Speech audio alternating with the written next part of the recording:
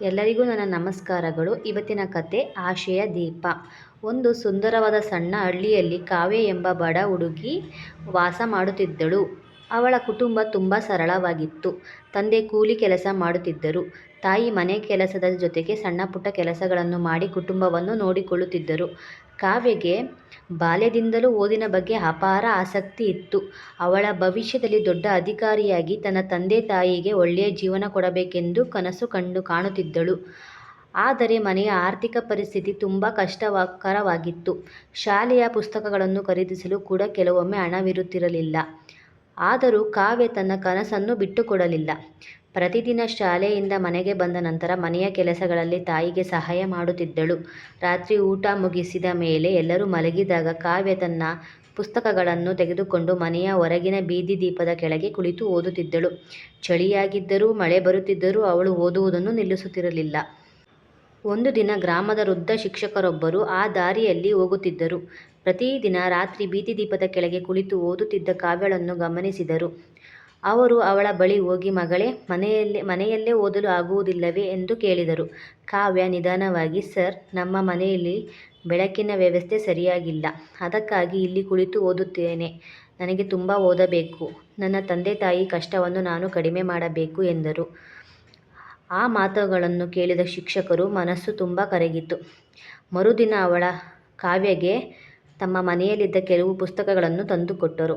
ಇವುಗಳನ್ನು ಚೆನ್ನಾಗಿ ಓದು, ನಿನ್ನ ಕನಸನ್ನು ಯಾವತ್ತೂ ಬಿಟ್ಟುಕೊಡಬೇಡ ಎಂದು ಹೇಳಿದರು. ಆ ದಿನದಿಂದ ಶಿಕ್ಷಕರು ಕಾವ್ಯಗೆ ಮಾರ್ಗದರ್ಶನ ನೀಡಲು ಪ್ರಾರಂಭಿಸಿದರು. ಕಾವ್ಯ ಇನ್ನಷ್ಟು ಶ್ರಮಪಟ್ಟು ಓದಲು ಪ್ರಾರಂಭ ಮಾಡಿದಳು. ಪರೀಕ್ಷೆಗಳು ಬಂದಾಗ ಅವಳ ಬಳಿ ದುಬಾರಿ ಕೋಚಿಂಗ್ ಇರಲಿಲ್ಲ.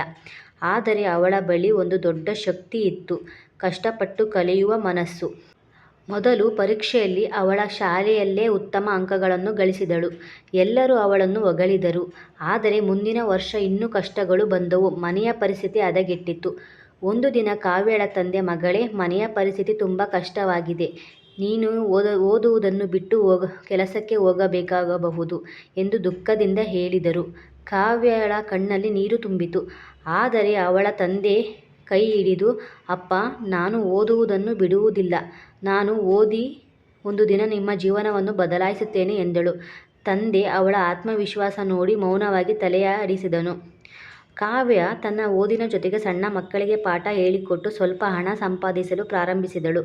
ಆ ಹಣದಿಂದ ತನ್ನ ಪುಸ್ತಕಗಳನ್ನು ಖರೀದಿಸಿದಳು. ವರ್ಷಗಳು ಕಳೆದವು. ಕಾವ್ಯ ತನ್ನ ವಿದ್ಯಾಭ್ಯಾಸವನ್ನು ಯಶಸ್ವಿಯಾಗಿ ಪೂರ್ಣಗೊಳಿಸಿದಳು. ನಂತರ ಸ್ಪರ್ಧಾತ್ಮಕ ಪರೀಕ್ಷೆ ಬರೆದು ಉತ್ತಮ ಅಂಕಗಳೊಂದಿಗೆ ಉತ್ತೀರ್ಣಳಾದಳು. ಅವಳಿಗೆ ದೊಡ್ಡ ಸರ್ಕಾರಿ ಹುದ್ದೆ ದೊರೆಯಿತು. ಮೊದಲ ಸಂಬಳ ಬಂದ ದಿನ ಕಾವ್ಯ ನೇರವಾಗಿ ತನ್ನ ತಂದೆ ತಾಯಿಯ ಬಳಿಗೆ ಹೋದಳು. ನನ್ನ ಮೊದಲ ಸಂಬಳವನ್ನು ತಂದೆಯ ಕೈಯಲ್ಲಿ ಇಟ್ಟು, ಅಪ್ಪ, ನೀವು ನನ್ನ ಮೇಲೆ ಇಟ್ಟಿದ್ದ ನಂಬಿಕೆಗೆ ಇಂದು ನನ್ನ ಮೊದಲ ಉತ್ತರ ಎಂದಳು. ತಂದೆಯ ಕಣ್ಣಲ್ಲಿ ಸಂತೋಷದ ಕಣ್ಣೀರು ತುಂಬಿತು. ಕೆಲವು ವರ್ಷಗಳ ನಂತರ ಕಾವ್ಯ ತನ್ನ ಹಳ್ಳಿಗೆ ಮರಳಿದಳು. ಅವಳ ಬಾಲ್ಯದಲ್ಲಿ ಬೀದಿ ದೀಪದ ಕೆಳಗೆ ಕುಳಿತು ಓದುತ್ತಿದ್ದ ಸ್ಥಳವನ್ನು ನೋಡಿದಳು. ಅವಳಿಗೆ ತನ್ನ ಹಳೆಯ ದಿನಗಳು ನೆನಪಾದವು. ನನ್ನಂತೆ ಯಾವ ಮಗುವು ಬೆಳಕಿಗಾಗಿ ಕಷ್ಟಪಡಬಾರದು ಎಂದು ಯೋಚಿಸಿದಳು. ಅವಳು ತನ್ನ ಹಣದಿಂದ ಹಳ್ಳಿಯಲ್ಲಿ ಬಡ ಮಕ್ಕಳಿಗೆ ಒಂದು ಉಚಿತ ಗ್ರಂಥಾಲಯವನ್ನು ನಿರ್ಮಿಸಿದಳು. ಅಲ್ಲಿ ಪುಸ್ತಕಗಳನ್ನು ಓದುವ ಸ್ಥಳ ಮತ್ತು ಮಕ್ಕಳಿಗೆ ಉಚಿತ ಮಾರ್ಗದರ್ಶನವನ್ನು ವ್ಯವಸ್ಥೆ ಮಾಡಿಸಿದಳು.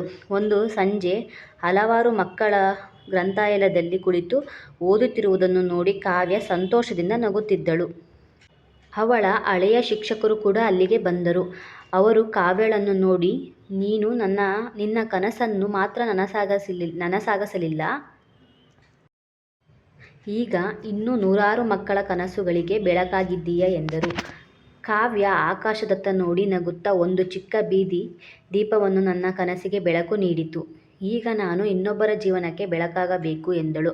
ಆ ದಿನದಿಂದ ಹಳ್ಳಿಯ ಮಕ್ಕಳು ಕಾವ್ಯಳನ್ನು ತಮ್ಮ ಆಶೆಯ ದೀಪ ಎಂದು ಕರೆಯಲು ಪ್ರಾರಂಭಿಸಿದರು. ನೀತಿ ಏನೆಂದರೆ, ಪರಿಸ್ಥಿತಿ ತಮ್ಮ ಕನಸುಗಳನ್ನು ತಡೆಯಬಹುದು, ಆದರೆ ನಮ್ಮ ಪರಿಶ್ರಮ, ಆತ್ಮವಿಶ್ವಾಸ ಮತ್ತು ನಂಬಿಕೆಯನ್ನು ಯಾರೂ ತಡೆಯಲು ಸಾಧ್ಯವಿಲ್ಲ. ನಾವು ಪಡೆದ ಬೆಳಕನ್ನು ಮತ್ತೊಬ್ಬರ ಜೀವನಕ್ಕೆ ಹಂಚಿದಾಗ ನಮ್ಮ ಯಶಸ್ಸು ಇನ್ನಷ್ಟು ಅರ್ಥಪೂರ್ಣವಾಗುತ್ತದೆ. ನಿಮಗೆ ಈ ಕತೆ ಇಷ್ಟವಾದರೆ please subscribe, like, share and comment ಮಾಡಿ. ಧನ್ಯವಾದಗಳು.